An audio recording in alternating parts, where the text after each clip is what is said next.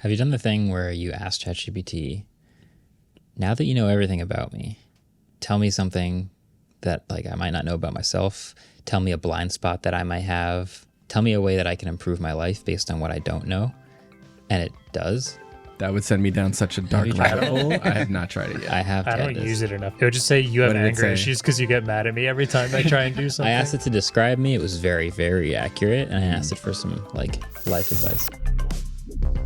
If you used Google Shopping before, which you probably didn't because not a lot of people did, you would be excited to know that OpenAI has just announced their own shopping experience with buy buttons and recommendations. I actually did use. I have used Google Shopping a fair bit. Yeah, I was being a little mean. Oh, because people. I think it's warranted. People do use it. It's just not. It's when I want to buy something that I don't really care where I buy it from. I just want to sort of shop around prices and then figure it out. Like I don't know exactly what I'm buying. I'm looking for a general item, and then I use Google Shopping to narrow it down. My biggest gripe is when you type something in that's very obviously a product and it defaults to shopping, which then I just wanted to look at the images of it, and now it's changed all my header things, and I click on the... Anyways. The experience for Google Shopping has never been fantastic. No. Now OpenAI is trying to integrate that into ChatGPT, which is interesting. I think that people are starting to use LLMs for many different use cases at this point, and OpenAI basically said that people were already searching for items through ChatGPT already, which is pretty interesting. Effectively, what this is supposed to do is it's supposed to give you product recommendations based on your preferences, as well as reviews from around the internet. So the buying experience is going to show sources on the recommendations. So at least if you click on a recommendation, it'll be like, this information comes from Wired, and then you can go to the Wired article or whatever. And probably the biggest thing of all is that none of the products or recommendations have sponsored placements.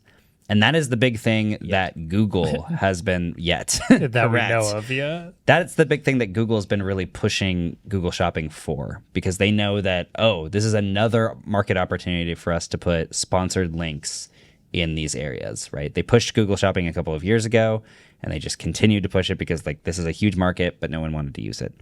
That is really interesting. I'm very curious how the system is going to decide exactly what kind of products to show you. It's supposed to be heavily based on your preferences and like the things you have asked ChatGPT before. Because now, as we talked about a couple of weeks ago, they opened up the context window to be infinite. So now you're basically talking to a system that just remembers everything you ever tell it. Which is super interesting. Have you done the thing where you ask ChatGPT, now that you know everything about me, tell me something that like I might not know about myself, tell me a blind spot that I might have, tell me a way that I can improve my life based on what I don't know, and it does? That would send me down such a dark rabbit hole. I have not tried it yet. I don't use it enough. It would just say you have anger issues because you get mad at me every time I try and do something. I asked it to describe me. It was very, very accurate, and I asked it for some like life advice. It was pretty good. Yeah. Did you just go and manually tell it like everything that you think you know about yourself? No, I didn't tell it. And I didn't do any new like information giving. I saw that on Twitter and I was like, let me try it. And it just did. How often do you use ChatGPT? Every day. More than Gemini? Yeah, a little bit. Marques hasn't written a review in 6 months. I'm not using it to write things, but I think I know. use Gemini and ChatGPT roughly the same amount, basically. Interesting. Yeah. Huh. Yeah, I think that the big question here is going to be, how does affiliate revenue work anymore? Because when you click on these links, I was like, this has the opportunity to be another honey situation, because OpenAI could say, we don't have sponsored segments, but we automatically generate affiliate revenue links to everything. And that's a huge market for them. Yeah. But they said that none of the links are sponsored. They said that none of them have affiliate revenue on top.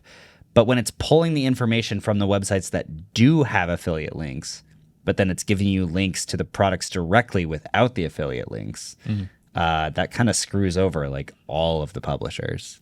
Yeah. Which is pretty rough. Do you think it would pull, like if it pulled a Wired article and then that had an affiliate link in there, do you think it would see that link and then decide, I'm going to not feed that link, I'll feed it directly to the product? Or yeah, I think it feeds you direct links and no affiliate links, which is tough.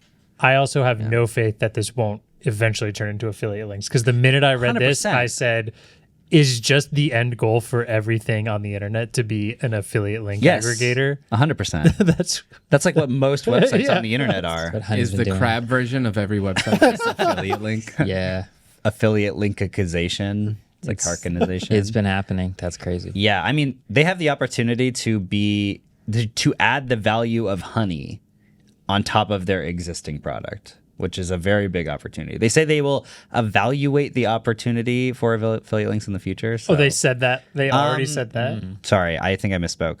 They said they're going to explore later down the road how affiliate links are going to work. They're adding that. We have concepts of a plan. Yeah, which to me Yeah. tells me that they're just going to generate their own. Oh, for sure. So that's pretty crazy. Do you guys feel comfortable asking an LLM for product recommendations? I'm not there yet. I'll take that back. Asking for product recommendations, yes, but not like fully trusting it and going to the purchase. I still will then go do my own research after to go to the purchase. But if I'm just starting from a baseline of what mulch should I buy? I live in this area of the world and I have these goals. I will start from there and then do my own research after. Yeah. Yeah. Yeah, I think that that's kind of the case. It's like when you go to any website and you can be recommended a product, but you want to read the reviews to make sure that it's like, positive. Yeah. So yeah, it also says that it's using Reddit as a source, which is pretty interesting because if it's actually scraping what people are recommending, and there's been so many reports of companies just basically going on Reddit and recommending their own products as if they're regular users. So I feel like there's a lot of I also don't know if I trust like an LLM to understand the nuances of what Reddit comments are. And like what is just Snark someone being an subreddit? asshole. Is it sarcasm. right. Yeah. I have a general philosophical question about LLMs. Here we go. no. An hour and 30 Are they I'm trying conscious? to nip This is that like- one as fast. Okay, What is so consciousness? we have all, you know how there's a generation of people who grew up before smartphones, and then there's a generation of people who grew up never knowing what it's like before smartphones? Yeah.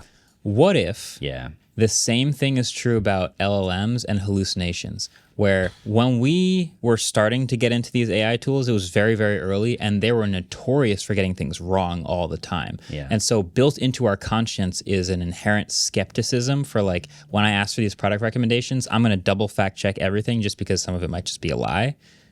And then at some point, there's a generation of people who's going to come online and will never have had to think about if the LLMs lie to them or not. I think that there are already a significant amount of people who don't know what a hallucination is. I was watching some video on YouTube a couple of weeks ago, and someone was trying to make a point, and he goes, and I know this is true, I looked it up on ChatGPT, and he was not joking. Yeah. Grok context, please. Exactly. Yeah. I think most people think this is basically a search engine that talks to you normally. Yeah, that's tough. Yeah. So I don't even think it's a generational thing. I just think it's like It's just already most happening. people. It's people who were like early adopters got to see all the hallucinations and Yeah. downsides, but now people who were not even paying attention then are just like, oh, okay, yeah, I'll just use ChatGPT to look it Yeah, up. totally. Yeah. People are worried about TikTok replacing Google. I think it's more of a concern that the LLMs are replacing Google, which is why Google was so terrified and had to get Gemini all kickstarted. Yeah. So they made the right call there, I got to say. Yeah. Researching this camera, I gave it a whack with LLMs, dude. Nothing useful. Nothing Yeah. useful. In fact, I would say it was like wrong 85% of the time. Like, does this camera have focus peaking? Absolutely. The focus peaking on this camera does not have focus peaking. Like every single question it could have gotten wrong about this, Yeah. it got wrong. Yeah, it was interesting. I was using an AI thing, asking it to make me a pop quiz about a product that I knew a lot about. And then I filled out the quiz because I knew all the answers, and it got some of the corrections wrong. Like I'd said the answer was the actual answer, and it was like, actually, this is the answer. And I was like, that's just wrong. Yeah. So it was like 9 out of 10 right, but still, like I still see that happening. Right. So it is something that I think about. Thanks for watching that clip. Let's imagine YouTube like the Slate EV, where right now we have the base model of just watching this video. But if I wanted to have an add-on where then I could watch every time this channel uploads another video, You'd add a bell. I would pay for a little button You get with a bell icon. yeah, a bell icon. I think that'd be a good idea. I would click it for Module. sure. Got to call it a module. Module. Very important. How much is that going to be? Is it going to be free? I'm not going to tell you yet, but you can add it onto your reservation. It's in the customizer. I already reserved my subscribe button, so That's a good one. I think that's important. I'm gonna add like a little rating system under the video so you can like it or dislike it. But we won't tell you if the dislike actually mattered. Just the like. Yeah. Smart. We'll count those. Yeah. but I paid for the dislike button.